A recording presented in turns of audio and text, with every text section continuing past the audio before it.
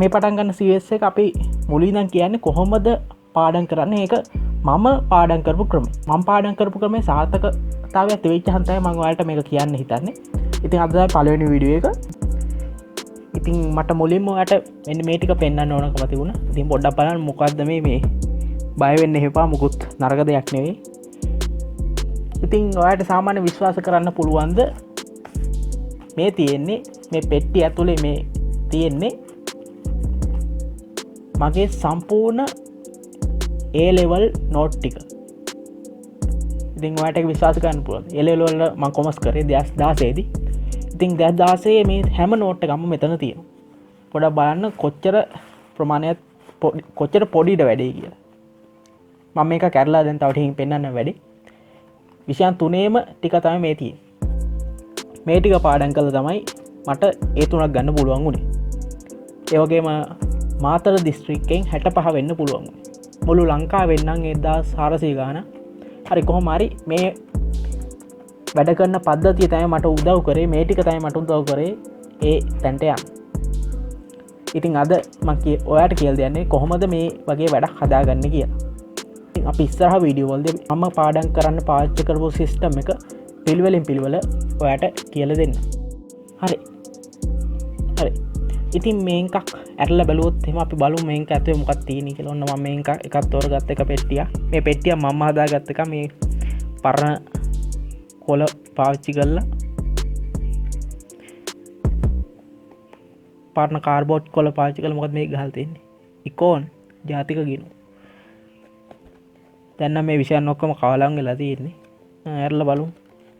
තනියෙන් අමාරුයි වැඩේ. ඒ තියෙන නෝට්ස් ටික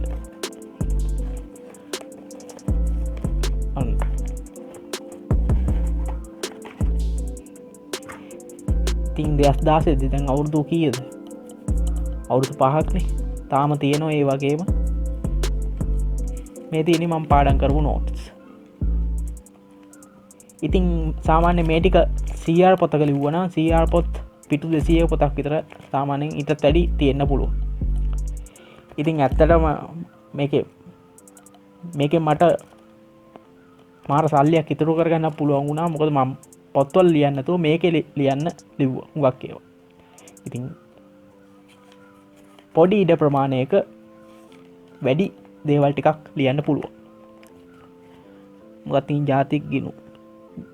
දැන් නම් මේවා මතක නැහැ. දැන් මේ කිසි දෙයක් මතක නැහැ මට. ඒ දවස්වල නම් මේවා පාඩම් කරලා තිබ්බා. බලන්න මේකක් හදන හැටි තමයි අද මම කියලා දෙන්නේ. මේ ටික පොඩ්ඩක් එහෙනම් අයින් කරලා තියාගමු. ඉතින් ඔයාලට ඕන වෙනවා half sheet කොළ 4ක් කතුරක් සහ ස්ටේප්ලර් එකක්. ඉතින් අපි වැඩේ පටන් ගමු. මුලින්ම මේක නවා ගන්න. මේක ගානට දෙකට නවා ගන්න. half sheet කොළ ටික ගානට තියලා මට මේක තනියෙන් කරන්න අමාරුයි වගේ.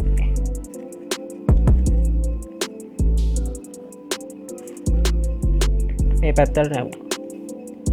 ඊට පස්සේ මෙතනින් කපා ගන්නවා. මම ඒක ටික ගාලා කපන්න. ඔන්න මම කපාගෙන තියෙන්නේ. ඊට පස්සේ ආපහු මම ඒක මේක උඩින් තියලා දෙකට නවා ගන්න. දෙකට නවලා ආපහු මෙතනින් කපනවා. ඔන්න මම ඒක කපා ගත්තා. ඊට පස්සේ ඒක උඩින් තියුවා. මෙහෙම නැව්වා.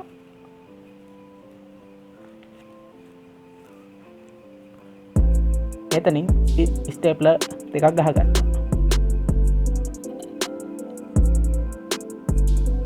ඔන්න මම යන්තම් කටු දෙකක් ගහගත්තා. මේ පැත්තෙන් ඊට පස්සේ මේ පැත්තට නවා ගන්න පුළුවන්. ඔන්න දැන් අපේ පොතේ තියෙනවා. ඉතින් ඔයාලට පුළුවන් මේක ලස්සනට හදන්න. මගේ අතේ මේක පොඩ්ඩක් හවුත් වුණා. මේවා කපලා මේ තීරු කපලා පොත ලස්සනට හදාගන්න.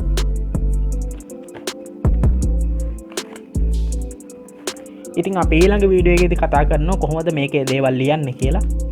ඉතින් ඒකෙත් පොඩි ටෙක්නික් එකක් තියෙනවා. ඒක ඊළඟ වීඩියෝ එකේදී කතා කරමු. ඉතින් මට මුලින්ම කියන්න ඕන මේ ක්‍රමය මට කියලා දුන්නා නෙමෙයි. ඉස්කෝලේ අපේ සර් කෙනෙක් හිටියේ චිත්‍රු ගන්න සර්. ඒ කාලේ නිලූර සර් කියලා. ඉතින් නිලූර සර්ට ෂවුට් අවුට් එකක් දෙනවා. සර් තමයි මේ සර් ඉස්සර ඒ සර් අපිට උගන්වන්නේ සර් ගාව නෝට් එහෙම මුකුත් නැහැ. තියෙන්නේ මේ වගේ කොළ සෙට් එකක් තියෙන්නේ. ඒක නව එකෙන් පෙළ උගන්වනවා. ඒකේ කවද සර් ලියලා තියෙනවා කවදාවත් කියව ගන්න බෑ. මොකද සර්ගේ අත් අකුරෙන් පොඩියට ලියලා තියෙන්නේ. ඉතින් තනි හාෆ් සීට් එකක මුළු පාඩමක්ම තියෙනවා. ඉතින් සර් ඒක තමයි උගන්වන්නේ. ඉතින් මට පස්සේ තමයි කල්පනා වුණේ මට මේ වගේ එකක් හදාගත්තොත් වැඩි පහසුයි කියලා. යන්න කලින් ඔයාලට තව දෙයක් පෙන්වන්න තියෙනවා. බලන්න මේක. ඉතින් මම මේක හදලා තියෙන්නේ මේකක් අපිට පුළුවන් මෙන්න මේක ඇතුලට දාගෙන පොඩ්ඩක් ඉන්න. අයියෝ. විනාඩියක් දෙන්න මට. අත් දෙකෙන්ම කරන්න ඕන වැඩ.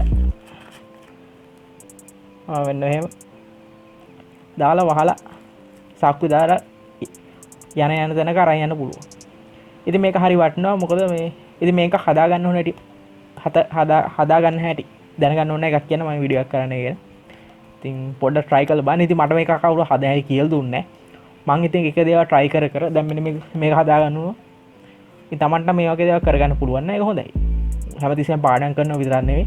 මේ වගේ සාමාන්‍ය දේවල් කරන්න පුළුවන් නම් ඒක නියම හැකියාව. ඒතකොට මේ වගේ දේවල් දැන් මතක හිටියි. අපි මේවා පණ දමාගෙන හදපු ඒවා දැන් මතක. දැන් මේකේ තියෙන කිසි දෙයක් මට මතක නැහැ. පාඩම් කරපු කිසි දෙයක් මතක නැහැ. ඒත් මේව කරපු එක තමයි මතක. ඉතින් මේකත් එන්න පරණයි. අදත් මම පාඩම් කරන්න එකේ නෝට්ස් වැඩ කරන්න මේ එක පාවිච්චි කරනවා. හරි. ඉතින් අනිවාර්යෙන් මේ වීඩියෝ එක යාළුවන්ට ෂෙයා කරන්න. මොකද මේ වීඩියෝ එකට හොඳට views තියුණොත් තමයි මම ඊළඟ හදන්නේ. ඉතින් අපි මම පියවරෙන් පියවර ඔයාලට කියලා දෙන්න මම පාඩම් කරන්නේ කොහොමද කියලා. ඉතින් ඔයාලට පුළුවන් ඒක පාවිච්චි කරන්න. ඉතින් දැන් ඒ කාලේ නම් අපිට එහෙම වීඩියෝ බලන YouTube වල මොකක්වත් තියුන්නේ නැහැ. අපි මේ වගේ දේවල් තනියෙන්ම තමයි හොයාගත්තේ.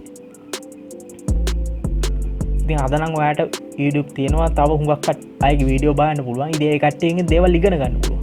ඉතින් ඒව පාවිච්චි කරලා ගෙදර ඉඳන්ම ඔයාලට මේ වැඩ කරගන්න පුළුවන්. හරි. පරිස්සමෙන් ඉන්න. අපි ඊළඟ වීඩියෝෙදී හම්බෙමු. කොහොමද ඔයාලට? ඉතින් මම කලින් එපිසෝඩ් එකෙන් ඔයාලට කියලා දුන්නා අපි පාඩම් කරන ෂෝට් නෝට් එකක් හදන්නේ කොහොමද කියලා. ඉතින් ඔයා වීඩියෝ එක අනිවාර්යෙන් බලන්න. මේ වීඩියෝ එකෙන් අපි කියනවා කොහොමද මේ ෂෝට් නෝට් එකේ කරුණු ලියලා අපි මේකේ පාඩම් කරන්නේ කොහොමද කියලා. අපි වීඩියෝ එකට මෙන් තියෙනවා අපි එදා අන්තිම වීඩියෝ එකේදී හදාගත්ත ෂෝට් නෝට් එක. ඉතින් අපි බලමු මේක පාවිච්චි කරලා කොහොමද ෂෝට් නෝට් එක ලියාගන්නේ කියලා. ඉතින් ඒකට මට තියෙනවා මේ මම ඉස්සර වීඩියෝ එකක් හදන්නේ කියලා ලියාගත්ත නෝට් වගේ. අපි බලමු මේකේ තියෙන දේවල් කොහොමද මේකේ ලියන්නේ කියලා. මුලින්ම අපි බලමු මාතෘකාව තියෙනවානේ. අපි ඒක සිංහලෙන් ලියාගමු. paging problem කියන්නේ වයසට යාමේ ප්‍රශ්නය.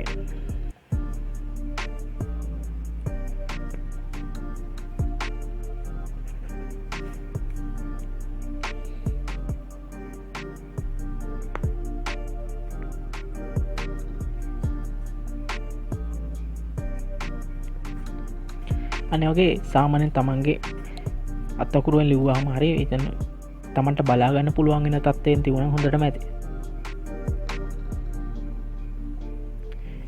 ඊට පස්සේ අපි මේක හිමීට කියවලා මේකේ තියෙන දේවල් අපිට තේරෙන විදිහට ලියා ගන්න. දැන් මේකෙම තියෙන දේවල් ඒ විදිහටම ලියන්න ඕනේ නැහැ. අපි සාමාන්‍යයෙන් කතා කරන භාෂාවෙන් ලියා ගන්න පුළුවන්. Aging is a simple loss of information. අපිට පුළුවන් තරල වුණා දාලා වයසට යාම කියලා කියන්නේ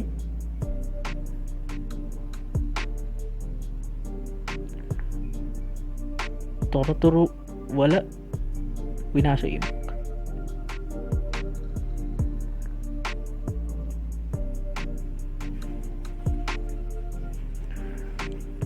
There are two types of information in our body to order for life.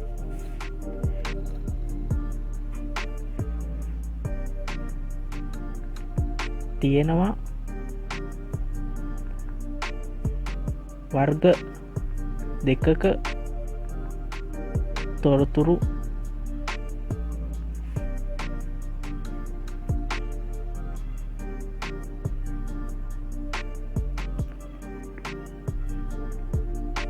ඒවා උදව් කරනවා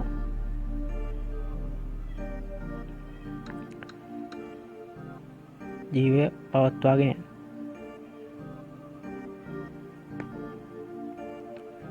ඉතින් ඔයාලට ඕනම් පුළුවන් තා පාට පෑන් වලින් මේක වෙන වෙන කරුණු වෙන වෙනම ලියන්න. එහෙම නැත්නම් එක පෑන් ලියන්න පුළුවන්. මොකද මේ වැඩේ ඉක්මනට කරගන්න. මේක ලස්සනට ලියන්න ඕනේ. මේක තමන්ට කියව ගන්න පුළුවන් වුණ තත්ත්වයෙන් තියුණා හොඳටම ඇති. පළවෙනි එක තමයි genetic information.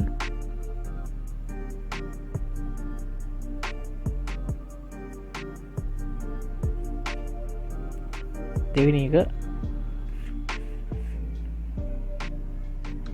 epigenetic.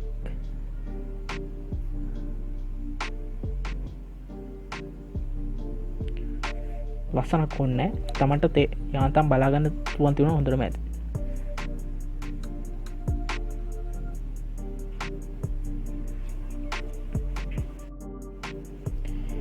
හරි ඊට පස්සේ මේ වගේ මේ අපිට මේක කියෝ හිමීට මේකේ තියෙන ටික ලියන් තියෙනවා. යාන කියන්නේ process of structure that governs the way genetic information package then read by cell. ව්‍යුහයක්. යාන කියන්නේ ව්‍යුහයක්.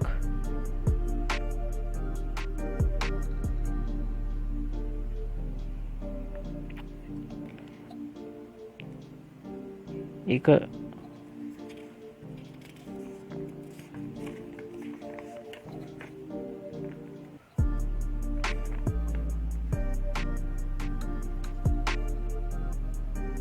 උදව් කරනවා සෙල් වලට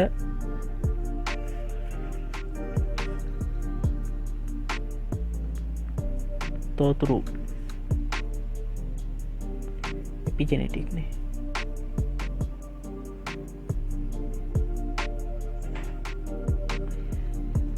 ඒවට දොත්තේ හදාගන්න පුළුවන්. දාගෙන සෙල් වලට උදව් කරනවා ඥාන මය තොරතුරු කියවන්න. එපිජෙනෙටික් කියලා කියන්නේ විහුවක්. ඒක උදව් කරනවා සෙල් වලට තොරතුරු කියවන්න, ඥානමය තොරතුරු කියවන්න. DNA කියලා කියන්නේ තොරතුරු වල ඩිජිටල් ආකාරයක්. හරි ඔන්න ඔහොම දේ ලියලා. ඉතින් ඔයාලට පුළුවන් නම් මෙන්න මේ වගේ තියෙන චිත්‍ර ඒවත් අඳලා මේ කොටස් පැහැදිලි කරන්න. ඉතින් ඔයාලට පුළුවන් මේ චිත්‍ර අඳින්න. ඔයාලට ඕන දෙයක් කැමති දෙයක් මෙතන අඳින්න පුළුවන්. ඕන මේවා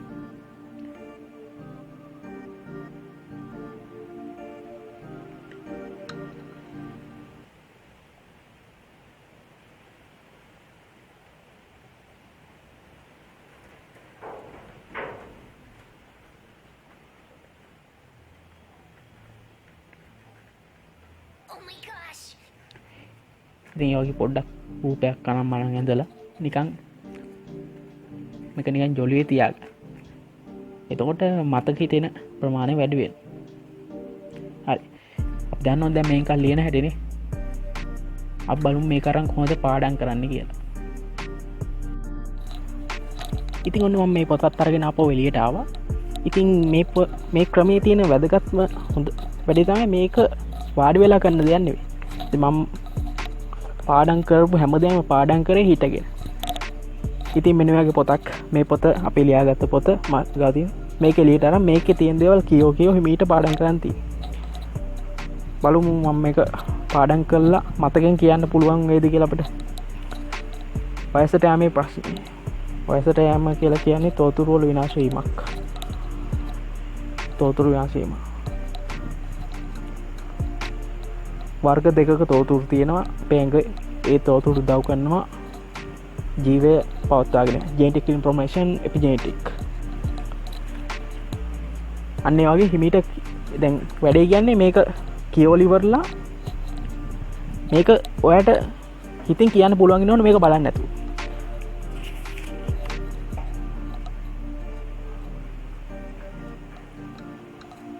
බලමු මට සමහරට දැන් මේක මතකද මොකද මමනේ මේක ලිව්වේ.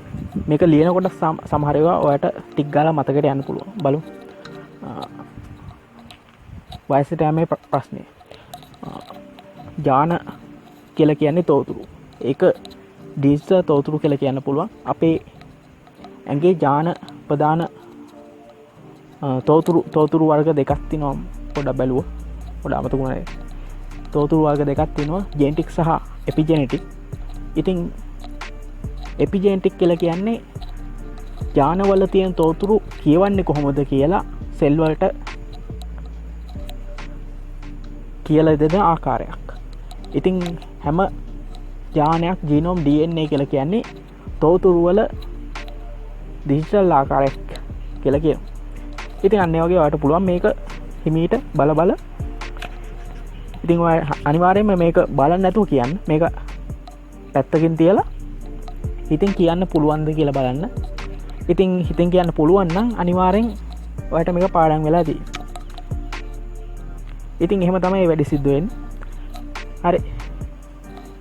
ඉතින් ඔයා දන්නවා දැන් මේකෙන් පාඩම් ගන්න කොහොමද කියලා. ඉතින් අපේ මේ සීරීස් එක ඉවර වෙන්නේ නැහැ. මේ තමයි මේක දෙවෙනි වීඩියෝ එක. අපි තව වීඩියෝ ටිකක් කරනවා. ඉතින් ඒ වීඩියෝ වලින් මම ඔයාලට කියලා දෙන්නම් කොහොමද මේක තව ප්ලෑන් එකක් විදියට කාසටහන් හදලා මේ වැඩේ හරියට කරන්න කියලා.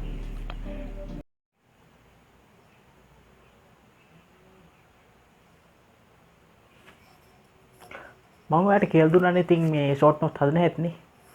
ඒත් මේ ෂෝට් නෝට් තියාගන්නේ කොහොමද? මේ පොත් අස්සේ දාන්නද? සාක්කුවේ තියාගන්නද? මෙහෙම තියාගන්නද? මේක මේවා ගානට ගබඩා කරලා මේවා කවලම් වෙන්නේ නැතුව තියාගන්න ක්‍රමයක් තියෙනවා. මම ඒක තමයි ඔයාලට කියන්න හදන්නේ. අපි වීඩියෝ එකට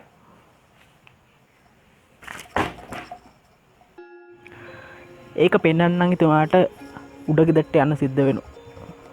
අර ගෙදරට අපි යමු.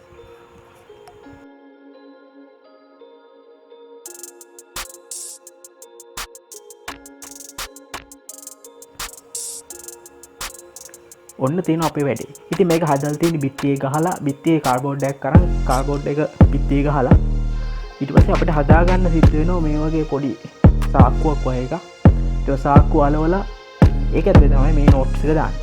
ඉතින් මේ සාක්කුවක් හදා ගන්න හැටි ඔයාලට මම ඕන කියලා දෙන්නම්. ඉතින් මේක තමයි පිළිවෙලට කරන්න පුළුවන් වැඩේ. එතකොට අපිට මේ අපේ නෝට්ස් විෂය මේක ඕන විෂය ඉතිහාස සිංහල බුද්ධ ආගම ඕනයක් එහෙම ගහලා තියන්න පුළුවන්. එතකොට මේ නෝට් කවලම් වෙන්නේ අපිට පහසුවෙන් ඕන වෙලාවකට එක් ගාලා අරගෙන පාඩම් කරන්න පුළුවන්කම තියෙනවා. මුගක් අයට තියෙන අවුලනේ නෝට් එක හොයාගන්නේ. මයි මුගක් අය නෝට් පිළිවෙල තියාගන්නේ නැහැ. හැමතේම කවලමේ තියෙන්නේ මොන පොත කොතන තියෙනවද කියලා කවුරුවත් දන්නේ නැහැ. අන්තිමට මේව නැති වෙලා යනවා. ඉතින් මේ වැඩේ අනිවාර්යෙන් ඔයා කරන්න පටන් ගන්න. ඉතින් මගේ ෂෝට් නෝට් වැඩේ ඔයා අනිවාර්යෙන් කරනවා නම් මේ විදිහට බිත්තිය ගහලා ලස්සනට හදාගන්න.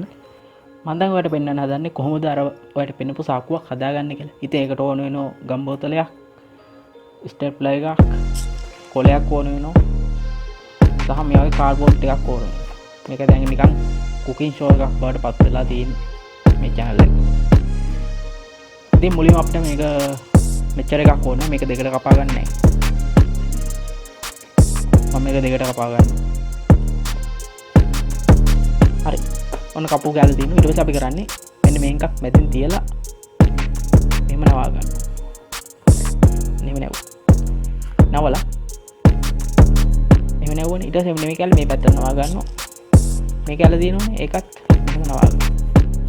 දැන් අපිට මෙන්න මෙහෙම එකක් ඇවිල්ලා තියෙනවා. අපිට පුළුවන් දැන් මෙන්න මේ ආසන්න වලින් තියලා පොඩ්ඩක් එළියට තියලා මෙන්න මේ දක්වා කපා ගන්න. මෙහෙම කපන්න, මෙතනුත් කපන්න. ඔන්න මම ඒක කපාගෙන තියෙන්නේ. ඊට පස්සේ අපිට පුළුවන් ඒක නවන්න. එහෙම නවලා මේ තියෙන දුර තියෙනෝනේ. ඒ දුරට සමාන ප්‍රමාණයක් මෙන්න එහෙම තියලා මේක එහෙම නව. දැන් හරි. දැන් අපිට කරන්න සිද්ධ වෙන්නේ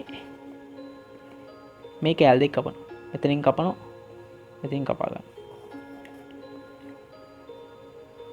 ඔන්න මම කැල් දෙක කපලා අයින් කරගත්තා. දැන් අපිට පුළුවන්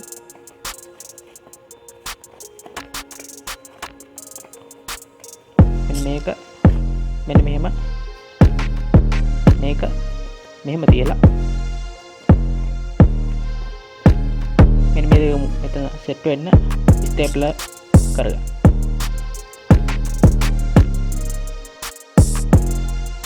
ඔන්න මම ස්ටේප්ලර් කරලා තියෙන්නේ. ඔන්න දැන් අපේ සාක්කුව ඇවිල්ලා තියෙනවා. ඉතින් මේ මිනු මෙහෙම ගානට ගන්න මේ දුර එහෙම ගත්තාම තමයි මේ වැඩේ ලස්සනට එන්නේ. ඊට පස්සේ මෙහෙම නවලා අපිට එහෙම තියාගන්න පුළුවන්. ඊට පස්සේ ආවට මම අර කිව්ව කොලේ ඕන වෙන්නේ. මෙන්න මේ තේ ගම් ගාලා මේක මෙන්න මෙහෙම අලව ගන්න පුළුවන්. මාගේ ටික ගාලා අලවලා එන්න. ඔන්න ගම් බෝතලයක්ම තියෙනවා. ඔන්න මම ගම් ගාලා තියෙන්නේ අලවගෙන තියෙන්නේ. ගාලා ලෙව් අලවලා මේ වැඩි කඩදාසි ප්‍රමාණය කපා ගන්න වටේට. ඔන්න මම මේ වැඩි කැල් ටික කපා ගත්තා. ඔන්න දැන් අපේ සාක්කුව හැදිලා තියෙනවා. දැන් අපිට ඕන මේක අස්සේ දාන්න. දැන් මේක ගිහිල්ලා මම අලවනවා මගේ කාඩ්බෝඩ් පෙට්ටිය. මේ පැත්තේ ගම් ගාලා ලෙව්. ඒකත් ඉතින් කළා මම පෙන්නන්න.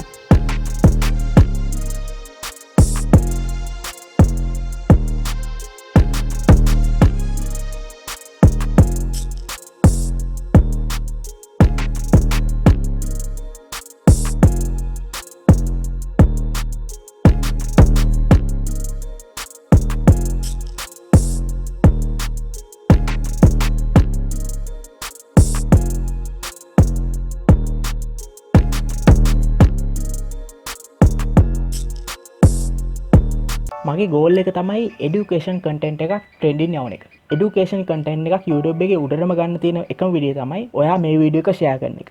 අනිවාර්යෙන්ම ඔයා මේ වීඩියෝ එක ඔයාගේ යාළුවන්ට බලන්න ෂෙයා කරන්න. එහෙම කළා අපි මේ වීඩියෝ එක YouTube එකේ ට්‍රෙන්ඩින් වල උඩටම ගමු.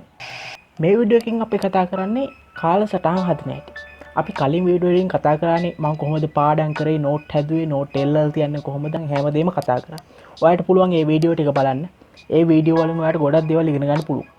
අපි මේකෙන් කතා කරමු මං කාලසටහනක් හැදුවේ කොහොමද කියලා. මං හදපු කාලසටහන ඔයාලට පෙන්නන්න කලින් මට කියන්න ඕන මේ කාලය ගැන පොඩි කතන්දරයක්. ඔයා කාලසටහනක් හදාගෙන පාඩම් කරන්න හිතන් ඉන්නවනම් ඔයා ඉගෙන ගන්න ඕන එක දෙයක් කාලය ගැන. ඉතින් මුලින්ම ඔයාට ඔරලෝසුවක් ඕන කරනවා. සාමාන්‍යයෙන් ඔයා ගන්න පොඩි සරල ඔරලෝසුවක්, පොඩි ඉලෙක්ට්‍රොනික ඔරලෝසුවක් කටු තේනේව නෙවෙයි. මේක කටු තේනේව බර වැඩි ගෙනියන්න අමාරුයි. ඉක්මනට වෙලා බලා ගන්නත් අමාරුයි. ඉතින් මම නම් කැමති කටු නැති ඉලෙක්ට්‍රොනික ඔරලෝසුවක්. ඉතින් ඔයාත් ඒක හොයාගන්න. ඉතින් මේක මේ ඔරලෝසුව ඔයා ගාව හැමදාම තියෙන්න ඕන ළඟ. ඔයා හැමතිස්සෙම කොහේ ගියත් ගෙදර හිටියත් සාක්කුවේ එහෙම නැත්නම් අතේ බැඳගෙන හරි කොහොම හරි මේ ඔරලෝසුව ඔයා ළඟ තියෙන්න ඕන. ඉතින් මේකෙන් පුළුවන් ඔයාට කාලය පිළිබඳව ගොඩක් දේවල් ඉගෙන ගන්න. ඔයා හැමතිස්සෙම ඔයා මොනව කරත් ඔයා උදේට නැගිටිනකොට ඔයා මූණ හොදනකොට ඔයා කෑම කනකොට ඔයා කොහේ ගියත් හැමතිස්සෙම වෙලාව බලන්න මේ මොහොතේ වෙලාව කීයද, අන්තිමට වෙලාව බලලා කොච්චර වෙලාවක් ගත වුණාද, ඒ වගේ හැමතිස්සෙම වෙලාව බලලා වෙලාවත් එක්ක සිහියෙන් ඉන්න. ඔයාට අවබෝධ වෙන්න ඕන වෙලාව ගත වෙන හැටි, වෙලාව ගෙවිලා යන හැටි ගැන ඔයාගේ මනසින් සිහියෙන් දකින්න ඕන. ඉතින් ඒක තමයි ඔයා මුලින්ම කරන්න ඕන දේ. කාලය පිළිබඳ ඔයාගේ මනසේ තියෙන සිහිය වැඩි වුණාට පස්සේ ඔයාට තේරුම් ගන්න පුළුවන් ඔයා දවස තුල කොච්චර කාලයක් කිසිම වැඩකට නැතුව වැය කරනවද කියලා. ඉතින් ඔයාට පුළුවන් දැනගන්න ඔයා පන්ති යනකොට ඔයා යාළුවොත් එක්ක කතා කරගෙන කොච්චර වෙලා පාරේ රස්තියාදු වෙනවද? ඔයා ගෙදර ඇවිල්ලා කොච්චර වෙලාවක් එහාට මෙහාට වැනි කිසිම දෙයක් කරන්නේ නැතුව ඉන්නවද? ඒ වගේ ඔයාට ඔයාගේ කාලය ඔයා නාස්ති කරන හැටි මේ වැඩෙන් ඔයාට ඉගෙන ගන්න පුළුවන්. ඉතින් අනිවාර්යෙන් ඔයා මේ වැඩේ කරන්න ඕන.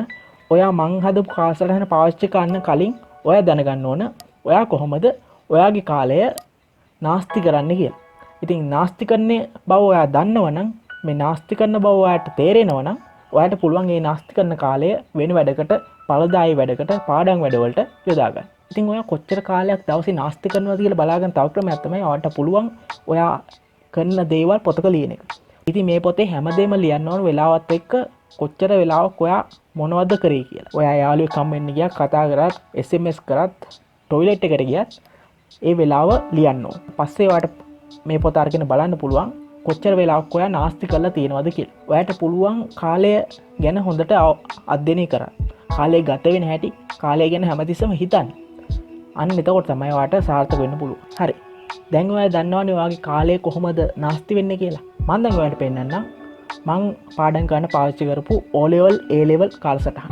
අපි යමු. මෙන්න තියෙනවා මගේ O level කාලසටහන. ඉතින් ඇත්තටම මේ වෙලාවන් සහ විෂයන් නම් ගන්නට නැහැ. දැන් O level වලට විෂය 9ක් තියෙනවානේ. ඉතින් අපිට පුළුවන් දවසකට විෂයන් 3ක් පාඩම් කරන්න. දවසකට විෂයන් 3ක්. එතකොට සමුදා, අඟහරුවාදා, බදාදා. ඊවස අපෝ එක දිගටම මේ රිපීට් වෙනවා. මුලට යනවා. බදාදා, බ්‍රහස්පතින්දා, සිකුරාදා, සෙන්සුරාදා. එතකොට සමුදා බ්‍රහස්පතින්දා එකම දේවල් පාඩම් කරන්නේ. අඟහරුවාදා, සිකුරාදා එකම දේවල්, බදාදා, සෙන්සුරාදායි එකම දේවල්. ඊට පස්සේ බ්‍රහස්පතින්දා, සිකුරාදා, සෙන්සුරාදා ගිහිල්ලා ඉරිදාට අපි කරන්නේ ප්‍රශ්න පත්‍ර. ඉතින් වෙලාව තියෙනවා ඔයා පැය 7 ඉඳන් 8ට, 8 ඉඳන් 9ට, 9 ඉඳන් 10ට. ඉතින් මම සාමාන්‍ය විශ්වාස කරනවා ඔයා O level වලට සාමාන්‍යයෙන් පැය 3ක් දවසකට පාඩම් කරොත් යම් ප්‍රමාණයක සාමාර්ථයකට ඔයාට එන්න පුළුවන්. ඉතින් ඔයාට ඕනනම් ඒ 9ක් වගේ ගන්න.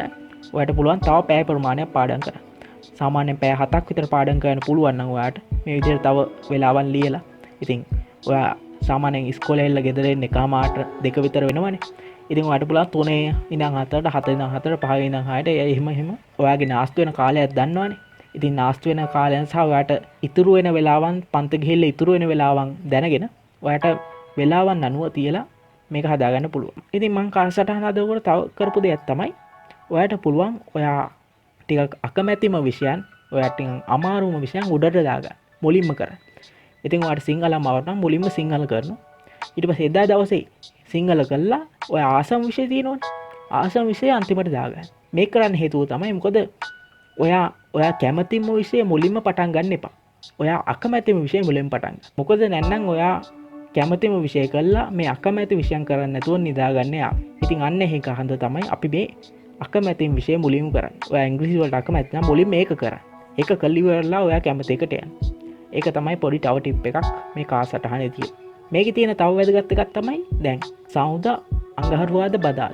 ඔයා ඒ දවස් තුනේ මේ විෂයන් ටික පාඩම් කරාම ඔයා ඒ දවස් තුනේ ඔයාගේ විෂයන් 9ම පාඩම් කළා. 9ම තියෙන දේවල් පාඩම් කළා. ඊට පස්සේ සමුදා, අඟහරුවාදා, බදාදා. ඊට පස්සේ බ්‍රහස්පතින්දානේ. ඉතින් ඔයාට බ්‍රහස්පතින්දාට පුළුවන් ආපහු සනුදා පාඩම් කරපු දේවල් මතක් කරගන්න. ඉතින් ඔයා පාඩම් කරපු දේවල් මතක් කරගන්න එක ඔයා ඉගෙන ගන්න එක දෙයක්. ඉතින් අනිවාර්යයෙන්ම සමුදා පාඩම් කරපුවා ඔයාට බ්‍රහස්පතින්දා මතක් කරගන්න පුළුවන්.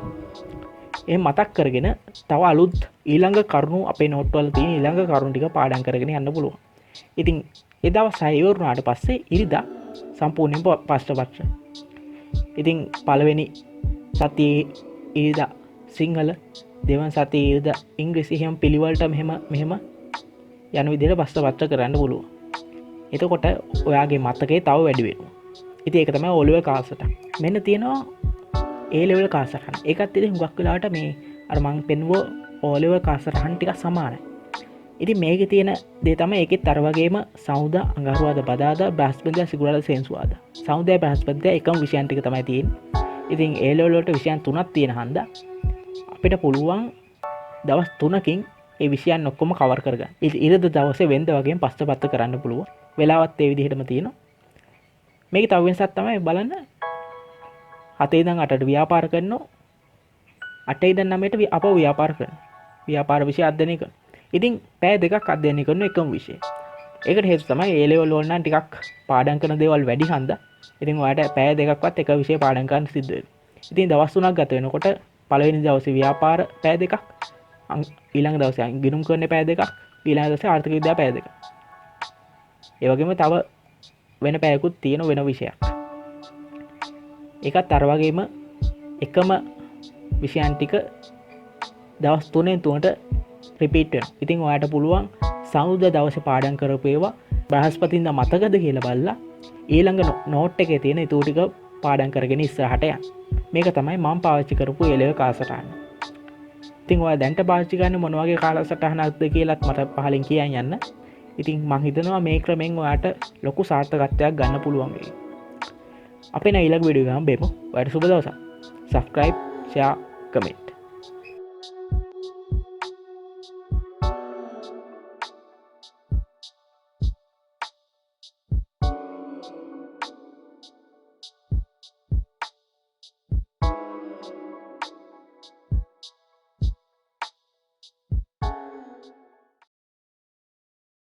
මට හොඳ විශ්වාසයක් තියෙනවා මේ වීඩියෝ එක ඔයාගේ ජීවිතේ වෙනස් කරන්න පුළුවන්. මේ වීඩියෝ එකේ මම කියන දේවල් මගේ ජීවිතේ නම් හුඟක් වෙනස් කරලා තියෙනවා. ඉතින් අනිවාර්යයෙන්ම ඔයා මේ වීඩියෝ එක ඔයාගේ යාළුවන්ට බලන්න ෂෙයා කරන්න. අපි මේ වීඩියෝ එක YouTube එකේ ට්‍රෙන්ඩින් වල උඩටම ගමු. O level වලට A level වලට හොඳ ප්‍රතිඵලයක් ගන්න මම පාඩම් කරපු ටෙක්නික් එක ඔයාලට කියලා දෙන පාඩම් මාලාවේ 5 වෙනි වීඩියෝ එක තමයි මේක. පළවෙනි වීඩියෝ එකෙන් අපි කියලා දුන්නා කොහොමද ෂෝට් නෝට් එක හදන්නේ. දෙවෙනි වීඩියෝ එකෙන් අපි කියලා දුන්නා මේ කොහොමද මේ ෂෝට් නෝට් එකේ අපේ සටහන් ලියන්නේ. තුන්වෙනි වීඩියෝ එකෙන් අපි කියලා දුන්නා කොහොමද මේ ෂෝට් නෝට් එක ගබඩා කරලා තියාගන්නේ. හතරවෙනි වීඩියෝ එකෙන් මම ඔයාලට කියලා දුන්නා කාලසටහන් හදන හැටි. මේ පස්වෙනි වීඩියෝ එකනොත් මම ඔයාලට කියලා දෙන්නේ මේ කාලසටහන් සම්බන්ධව දෙයක් තමයි. හැබැයි මේක හුඟක් වැදගත් දෙයක්. ඉතින් ඔයා අනිවාර්යෙන් මේ වීඩියෝ එක ඉවරනකම්ම බලන්න. ඉතින් මම ඔයාලට කියලා දුන්න O level A level කාලසටහන් දැන් ඔයා හදලා ඒක බිත්තේ ගහගෙන ඉන්නවා කියලා මම හිතනවා. හැබැයි ඔයා පාඩම් කරන්න මේ කාලසටහනට අමතරව තව කාලසටහනක් හදන්න ඕනේ. ඒක තමයි මේ දෛනික කාලසටහනක් කියලා කියන්නේ. මම දැන් කියන්න යන්නේ දෛනික කාලසටහන් ගැන. මේ දෛනික කාලසටහන් කියන්නේ මේ වගේ දෙයක්. ඔයා පොතක් අරගන්න. මේ පොතේ ඔයාට සිද්ධ වෙනවා දවසේ කාලසටහන හදන්න. ඒ කියන්නේ ඔයා නැගිට ගමන්ම මේ පොතේ ඔයා එදා දවසේ කරන්න ඕන වැඩ ටික ලියන්න. මම දැන් තව ටිකකින් පෙන්නන්න ඒක කොහොමද හරියටම හදන්නේ කියලා. ඉතින් හැමදාම උදේ ඔයා නැගිට ගමන්ම මේ එදා දවසේ කාලසටහන ඔයාට ලියන්න සිද්ධ වෙනවා. හුඟක් වෙලාවට අපි එදා දවසේනේ තීරණය කරන්නේ මොනවද අපි කරන්නේ මොනවද එදා දවසේ සිද්ධ වෙන්නේ කියලා. ඉතින් ඔයා නැගිට ගමන්ම ඔයා ඒ කාලසටහන ලිව්වට පස්සේ ඔයාට පුළුවන් ඒ කාලසටහන අනුව ඔයාගේ දවස අවසන් කරන්න. ඔයාගේ දවස ගත කරන්න.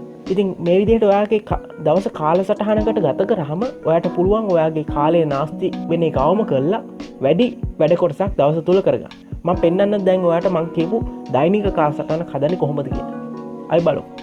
මුලින්ම ඔයා පොතක් අරගන්න. පොතක් අරගෙන ලියන මුලින්ම දෛනික කාලසටහන් කියලා පළවෙනි පිටේ ලියලා ඊට පස්සේ ඊළඟ පිටේ ඔයාට පුළුවන් මෙන්න මේ වැඩ කරන්න. මුලින්ම එදා දවසේ දිනේ දාන්න. ඔන්න දිනේ තියෙනවා. ඉතින් 2026 ඔයා මේක කරන්න ඕන උදේ නැගිට ගමු. උදේ නැගිට ගමන් දිනේ දැම්මා. මේ වගුව ගහන්න. තීරු 3යි. වෙලාව කරන වැඩේ කළ හෝ නොකළ බව. ඊට පස්සේ වෙලාව තියෙනවා 7 ඉඳන් 8ට උදේනේ AM. 8 ඉඳන් 30ට. 7 ඉඳන් 8ට සිංහල පාඩම් වැඩ ටිකක් කරනවා. 8 ඉඳන් 8:30ට ටීවී බලනවා. 8:30 ඉඳන් 9:30ට ගණන්. 9:30 ඉඳන් 10:30 විද්‍යාව. 10:30 ඉඳන් 1ට සරුංගල් යවනවා. ඒ වගේ ඔයා කරන හැමදේම ලියන්න ඕන. ඉතින් ටී බලන එක, සරුංගල් යවන එක, සෙල්ලම් කරන එක, නාන එක, මෙතන නාන එකක් තියෙනවා. ආහාර ගන්න එක, ටී බලන එක, ආපහු ටී බලන එක සහ වැඩ කරන දේවල් ඔක්කොම ටික මේ වෙලාවත් එක්ක ලියන්න ඕන. හරි. ඔයා දැන් මේක ලිව්වනේ. ඊට පස්සේ දැන් වෙලාව ගත වෙනවා. ඔන්න උදේ 7 වෙනවා. 7ට ඔයා සිංහල වැඩේ කරා. ඔන්න 7 වුණ ගමන් ඔයා සිංහල පොත අරන් ඒ ටික පාඩම් කරලා පැයක් විතර පාඩම් කරලා 8 වෙනෝනේ. ඔන්න පැයක් ගත වුණා. ඔයා සිංහල ටික පාඩම් කරා. කරපු ගමන් ඔයාට පුළුවන් හරියට දාන්න. ඒ වැඩේ කරලා ශනිකව හරියට දාන්න. ඔන්න 8 වෙනෝ ටීවී එක ඔන් කරා ටී බැලුවා. 8:30ට ගන්න ටී බැලුවා. ටී බල් ඉවර වෙලා කෙලින්ම පොත අරන් හරියට දාන්න. ඊට පස්සේ 9:30ට ගියා. 9:30 ගණන් කරා හරියට දැම්මා. අන්න ඒ වගේ වැඩේ කරපු ගමන්ම හරිය දාන්න. අන්න ඒක හුඟක් වැදගත්. හොඳද? ඔයා එහෙම නැතුව උදේ මේක ලියලා මේක විසි කරලා දාලා මේක අමතක කරලා හිතින් කරන්න යන්න එපා. මේ පොත දිගහැරලා තියලා අනිවාර්යයෙන්ම ඔයා මේ වැඩේ මේ අදාළ පැය වැඩේ කරාට පස්සේ කෙලින්ම හරිය දාන්න. ඉතින් ඔයා උත්සාහ කරන්න මෙන්න මේ වගේ හරි විතරක් තියාගන්න. බලන්න මෙහෙම හරි ගොඩක් ඔක්කොම තියෙනකොට කොහොමද ලස්සනයි. හරි විතරමයි තියෙන්නේ. එතකොට අපි ඉතින් ඔයාගේ උත්සාහය වෙන්න ඕන හැමතිස්සෙම හරි කරන්න. දැන් අපේ මොලේ මේ හරි වලට ටිකක් කෑදරයි. අපි කැමති හරියක් ලැබෙනවට. ගුරුවරයෙක්ගේ වුණත් හරියක් පොතේ ලැබෙනකොට අපි සතුටුයි. ඉතින් අපි කවුරුවක් කැමති නෑනේ වැරදි වලට. ඉතින් වැඩේ කරේ නැතොත් ඔයාට වැරදි දාන්න ඉතින්. ඉතින් ඔයාට බොරුවට හරි දාගෙන යන්න එපා. ඒක අදාළ නෑනේ. ඔය අනිවාර්යයෙන්ම මේ 7 ඉඳන් 8 සිංහල වැඩේ කරා නම් විතරක් හරියක් දාන්න. එහෙම නැතුව නිකන් කරන්න යන්න එපා. ඉතින් මං කිව්වාගේ 11 ඉඳන් 12ට වැඩේ කරපු ගමන් හරිය දාන්න. ඉතින් කරේ නැතොත් ඉතින් කරන්න දෙයක් නැහැ. වැරදි දාන්න සිද්ධ වෙනවා. ඉතින් ඔයාගේ හිතට එකඟව වැඩේ කරන්න. ඔයාට කරන්න බැරි වුණොත් සමහරවිට කරන්න බැරි වෙන අවස්ථා තියෙන්න පුළුවන්. උඟක් කළාට ඔයා try කරන්න ඕන වැඩේ අනිවාර්යයෙන්ම කරන්න. හරි ඉතින් එදා දවසේ මේ වැඩ ටික කරලා ඉවරනම් පස්සේ රෑට 10යි 9යි තියෙනවා 10ට ඔයා ගණනුක් කරලා හරියක් දැම්මා. ඊට පස්සේ ඔයාට දැන් බලන්න පුළුවන් එදා දවසේ ඔයා කොච්චර වෙලාවක් පාඩම් කරන්න ගත කරාද කියලා. බං සිංහල පැය ගණන් පැය විද්‍යාවයි තව 3යි 4යි 5යි 6යි 7යි 8යි 9යි. ඔයා පැය 9ක් එදා දවසේ පාඩම් කළා. කොච්චර මෝඩ වැඩ කරලා තියෙනවද? ඒ කියන්නේ ඔයාගේ කාලේ නාස්ති කරන වැඩ. ටී බල්ලා තියෙනවා, සරුංගල් යවලා තියෙනවා. ඒක එතන පැයයි. ඊට පස්සේ අපෝ පැය භාගයයි 1:30යි පැය දෙකක්. ඒතර පැය දෙකක් විනෝද වැඩ. ඉතින් ඔයාගේ හිතෙන් ඔයාට පුළුවන් නම් විනෝද වැඩ අඩු කරලා ඒ වෙලාව පැය වලට දෙන්න. ඔයාට ඉතින් තව හොඳ ප්‍රතිඵලයකට යන්න පුළුවන්. ඒක ඉතින් ඔයාගේ අතේ තියෙන. අනිවාර්යයෙන්ම ඔයා එක හිතින් කැපකිරීමක් කරලා වැඩ කරන්න නම් පුළුවන්. එදා දවස් ඉවරයි.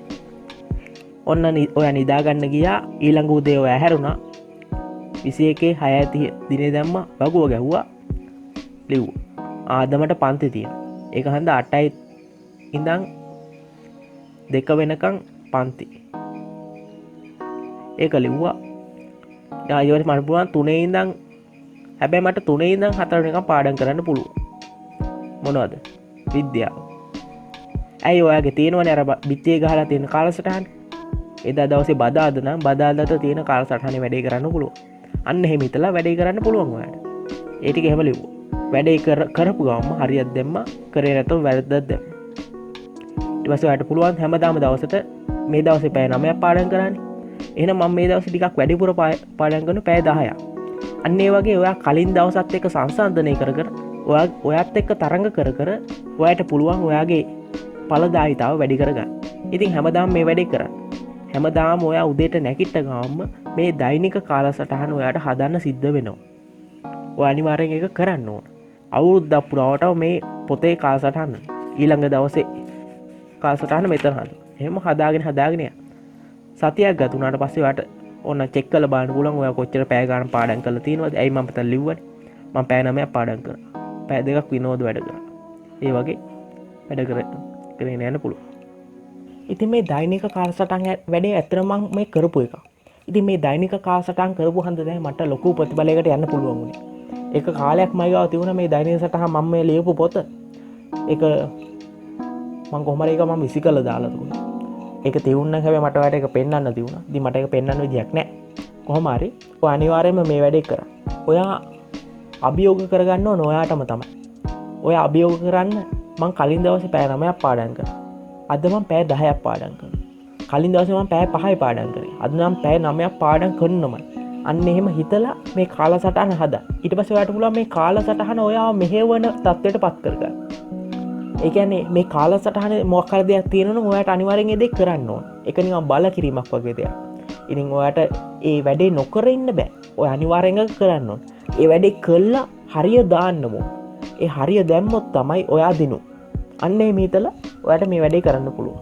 ඉතින් මං ඉස්සර මතකයි මම මේ කාලසටහන හදලා සතියක් බලලා ඒ සතියේම විස්තර ටික අරගෙන ඒ සතියේම කොච්චර පැය ගාණක් පාඩම් කරනවද කියලා බලලා සහ මගේ කාලේ නාස්ති කරපු ඒවා බලලා මං එකෙන් පස්තාර හදලා ඊට පස්සේ මං ඒ අනාගතේ නිකන් ප්‍රෙඩික්ට් කරනවා මට මෙහෙම ගියොත් මට කොච්චර පැය ගාණක් පාඩම් කරගන්න පුළුවන් වේද අන්න ඒ වගේ නිකන් අමුතු වැඩ මං කරලා තියෙනවා. ඉතින් ඔයාට පුළුවන් එහෙම කරන්න.